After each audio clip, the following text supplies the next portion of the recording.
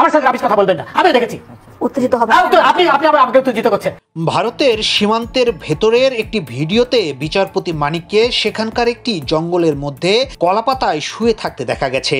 এ সময় তার সামনে অবস্থান করা লোকদের বিচারপতি মানিক বলছেন, আমি তোমাদের পয়সা দিয়ে দেব, আমার ভাই বোন দেবে। জবাবে তাদের মধ্যে একজনকে বলতে শোনা যায়, আমাদের পয়সার প্রয়োজন নাই, আপনার সেফটি আগে। এরপর মানিককে বলতে শোনা যায়, ওই ফালতু লোক দুটাকে আনিও না, আমি এদেশে এসেছি কি বাংলাদেশে ফেরত যাওয়ার জন্য।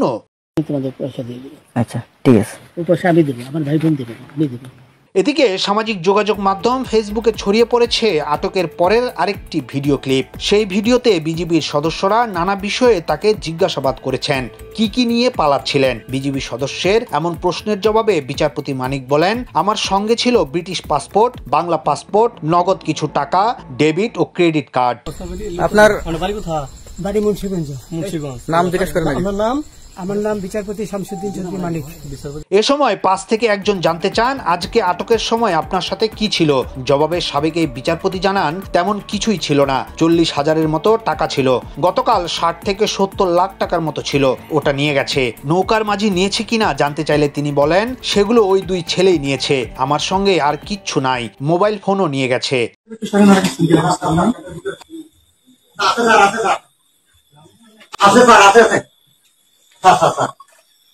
বিচারপতি আরো বলেন, আমি 15,000 টাকা চুক্তিতে আসছিলাম, ওই টাকা আমি তাদের দিয়েছি, কিন্তু পরে ওই দুই ছেলে আমাকে মারধর করে সব নিয়ে গেছে। এ সময় কয়েকজন তাকে জিজ্ঞেস করেন, আপনি পালিয়ে যাচ্ছিলেন কেন? তখন বিচারপতি মানিক বলেন, প্রশাসনের ভয়ে পালিয়ে যেতে চাচ্ছিলাম। তখন অপর পাশ থেকে জিজ্ঞেস করা হয়, আপনি তো অনেক জুলুম করেছেন। তখন তিনি বলেন, আমি কোনো জুলুম করিনি। আপনি যদি সেফটি মানে ফালতু লোক দুটাকে ফালতু লোক, আমি এই দেশে এত কষ্ট করে এসেছি কি বাংলাদেশে ফেরত যাওয়ার জন্য? জি না জানেন না।